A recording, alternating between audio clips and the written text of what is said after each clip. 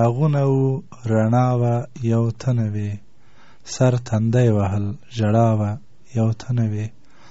ملایکې پاس له عرشه وې راغلې، خو په خلکو کې غوغا وه یو تنه وې.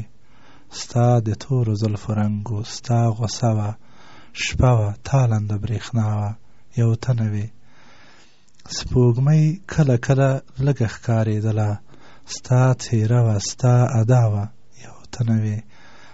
ستا خیرو ښکلې د ناز جامې په تن وې، لپه لپه د دعا وه یو تنه وې. هم انجام او هم آغاز د زندګۍ و، ابتدا و انتها وه یو تنه وې.